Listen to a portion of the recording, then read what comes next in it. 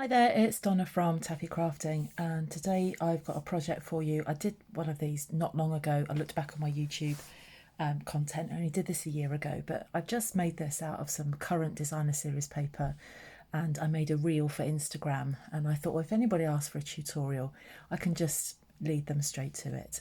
But the only thing is I've made a bit of an error with this. So that should not be all the way to the side. So I'm going to do this properly and show you how to put this in the right place. I had two thank you cards to make. It's been my birthday recently and I've just had two very nice birthday presents. And I wanted to make a thank you card for those two gifts. So this was going to be one of them until I absolutely mucked up the inside. So I'm going to have to make another one after this. So really simple. If you are really new to card making, also the other thing, if you've got lots of designer series paper to use up like I have, then this is an ideal way of getting rid of some of that. So I've got here, this is Regency Park. I've used the thanks sentiment from Marigold Moments. I've used a double oval punch. I'm using petal pink ribbon. Got loads going on in here. Let me show you how I've put this together. So I've started off with a piece of cardstock. This is quite a small card, so I think it is quite nice for a thank you card. I've been trying to size up my cards and make them much bigger. But this one, I haven't played about with the measurements yet, but I do want it to be a birthday card and make it bigger. But for a thank you card, I think we only need a small card and it will be blank inside apart from these stamped images, just so that you can write whatever sentiment you want. So we start off with a piece of, don't know if you can see all of that in shot there, a piece of, this is balmy blue, but you can use whatever colours you like. This measures 11.5 by 4 1/8. So I've taken a piece of A4 card and I've just split it down the middle, and that's why I ended up with enough for two cards if I hadn't have marked this one up.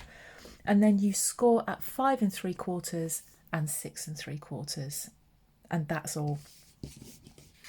So if you fold it in half like that, so really what we want, no we don't, we want, I'll get this right in a second, you want a mountain fold and then a valley fold. That's kind of what you're doing with that there. So on the centre fold, you want that to be a mountain fold, and then you fold this back like that, and then we'll eventually stick this piece down so it just opens up there. Okay, so a mountain fold and the halfway score, so like the 5 3/4 inch score, and then a valley fold at the 6 3/4 inch score. Okay, and then give those a nice burnish, because any card that's got lots of folding in it needs some good burnishing. So that means just after you've scored, then just go over and reinforce those folds. That means everything does as it's supposed to. Now, before I make the error that I made with the last one, I'm going to stick this piece down. So open it up. I prefer to do this with tear and tape, but you could use liquid glue. You could use the glue that, what do they call that? Comes out of like a dispenser. And we've got Seal and Seal Plus. Used to be known as Snail and Fast Fuse. I don't get on with those. They just don't like me very much. So I just prefer to use tear and tape. It's a bit more long-winded. It takes a bit longer, but literally seconds longer. So I've put some glue on there, fold it over, and then we're just going to press that down like that. Okay, so there is now the card that we've got. So I'm going to decorate the inside first. And I've got a piece of basic white card. This measures 4 3/4 by 3 1/8. And I'm going to get my, just got a block here, and I'm going to use, this is the stamp set that I'm using, Marigold Moments, but I'm not using any of the marigolds. I'm just using the thanks sentiment, and then these leaves. And I'm going to stamp that in garden green.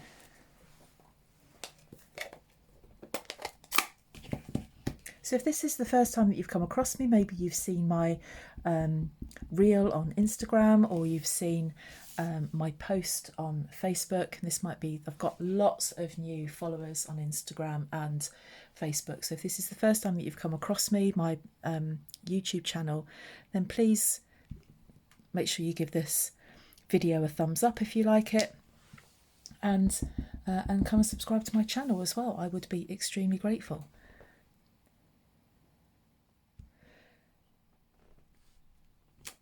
You don't have to put leaves on there. You can put anything you want. You don't have to put anything at all.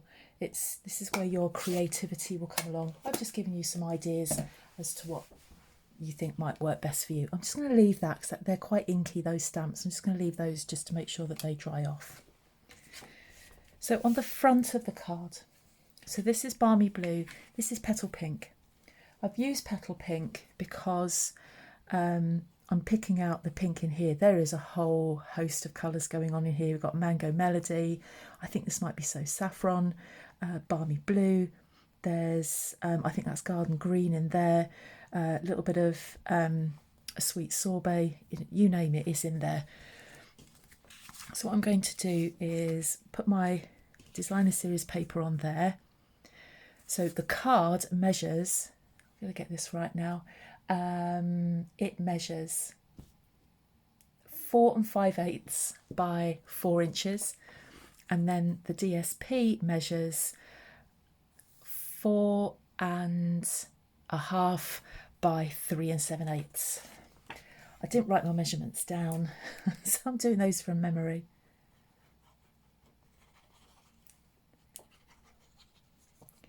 I don't think I gave any measurements for the white card in the middle. And oh, did I? I might have done actually. 3 3/4 by 3 1/8. Now that is going to stick onto there. So what you can see, we've just got some nice layering going on there. Layering always enhances cards. It gives them, I don't know, it just gives it that framing. But you know, if you don't have an abundance of different colours of card, you know, I didn't when I first started card making, and so I just stuck with the designer series paper. The other thing about our designer series paper is that, let me just show you this paper here. When you buy the Stampin' Up designer series paper, it's double-sided. Most of our paper is double-sided, so you could, if you didn't have all of the colours of card, you could easily layer up the paper like that. I often do that.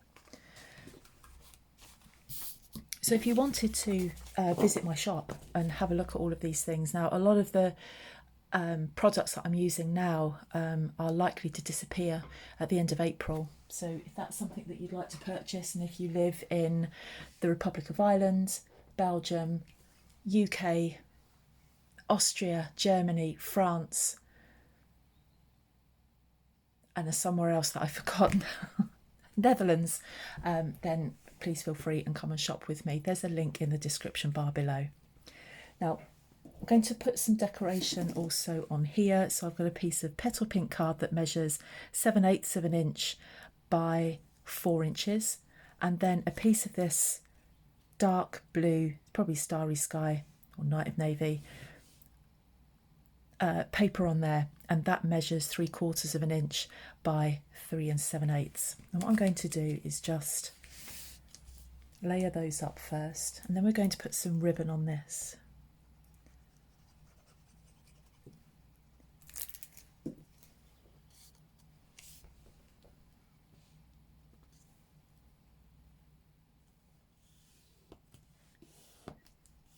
Like that. And let's get the ribbon. This is this beautiful Petal Pink ribbon. I wish you could feel this. It's almost got a suede effect to it. It's beautiful. I love it, and it ties ribbons and bows. It ties bows and knots beautifully. So you want a piece that's just a little bit longer than your card. Not 2 pieces of this. I'll show you what we're going to do with the other piece in a moment. It's up to you how you stick this on. I like to use tear and tape because it sticks better and it sticks instantly as well. So I'm just going to put 2 pieces like that on the back.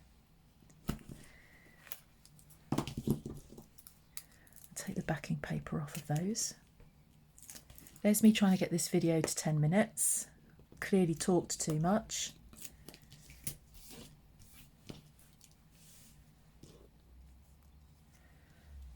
So yeah, put your card on top of the ribbon and then bring the ends in. You might want to use a piece of ribbon shorter than that. I've made that way too long. Just snip off the excess.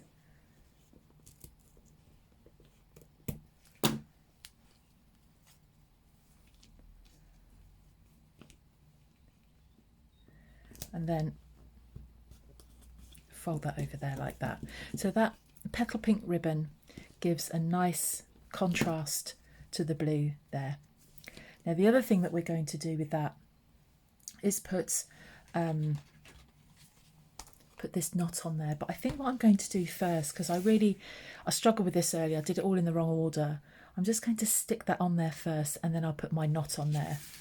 Now the other mistake that I made with the other card is that I put liquid glue on here and it all stuck here, but because this ribbon is quite thick, it wasn't sticking there.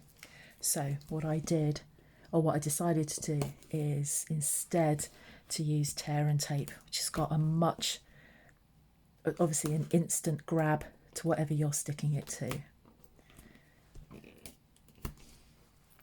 And for adhesives, it really is adhesive of choice, whatever you want to use or whatever you have to hand. When it comes to buying adhesive, in the catalogue there's an absolute wealth of different adhesives in there. You choose one that suits you. Certainly when it comes to adhesive, everyone is different. So there's our card, and I'm just going to put that there and try and get all of your layers to match, top and bottom. And just make sure that you've got all of that layering going on there. And then with another little piece of ribbon,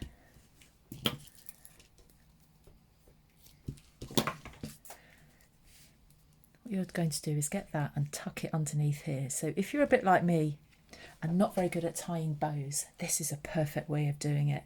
So place your ribbon underneath there. Lisa Curcio taught me this. This is not my idea.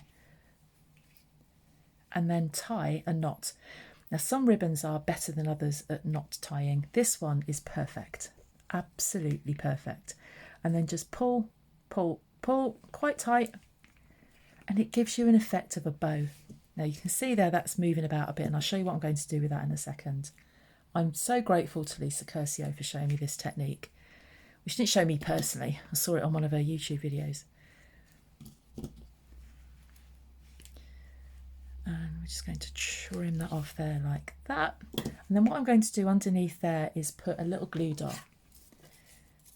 These little glue dots are brilliant for, don't judge me for using scissors for this, I will clean them, I can't find my little picky tool. These little glue dots are perfect for just gluing down bits that just need to be stuck down. Now they are extremely sticky. So take your time with that to make sure that you get it in the right place, because I promise you, once it's down, it's going nowhere. So there we are.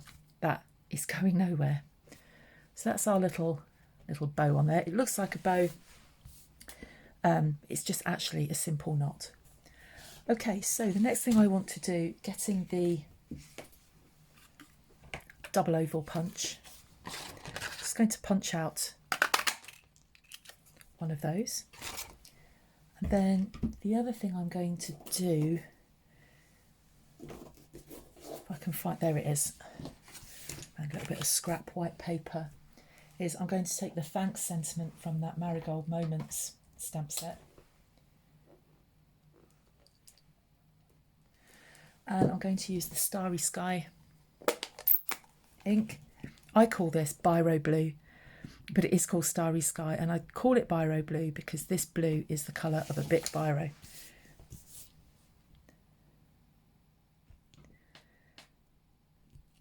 Stamp that down like that.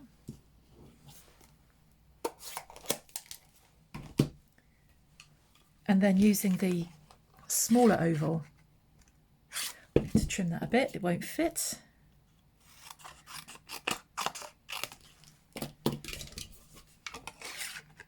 Probably could have turned it upside down. Pop that in there. Try and get it as central as you can and punch it.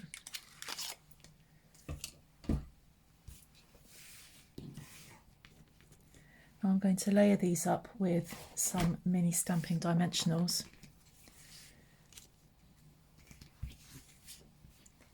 These are probably my favourite bits of adhesive. Obviously I wouldn't use dimensionals with everything because they're for a certain type of job, but they're great for getting some dimension on a card, make it more three-dimensional than a normal two-dimensional card.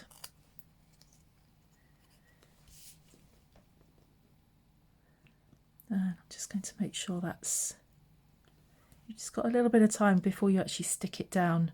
There we are. That Starry Sky ink, you have to be a bit careful with that. It is a bit on the juicy side. And I'm going to, I've got these glossy dots. These are lovely. I love these. And I'm going to put a couple on here, and I'm going to pick out these beautiful blue ones. But you've got some lovely yellow ones on there as well. Let's have a yellow one as well. Let's put that one back. Let's pick up a yellow because we've got some yellow in that card. And then put a couple more mini dimensionals on here.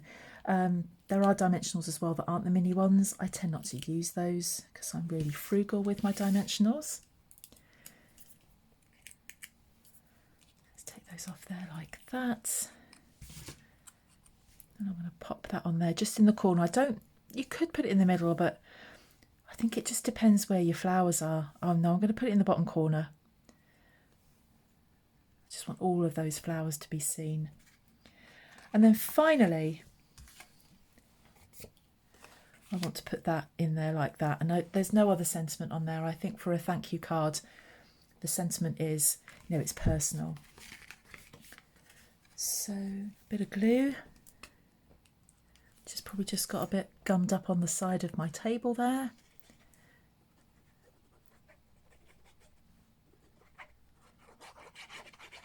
Like that. And then just try and get it central. I've trimmed this down to half an inch, an inch smaller than this rectangle here. That's why it's 3 3/4 by 3 1/8.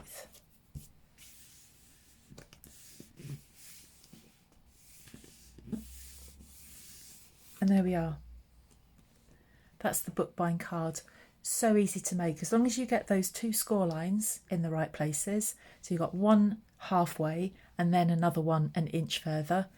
And then you've got a mountain fold and a valley fold.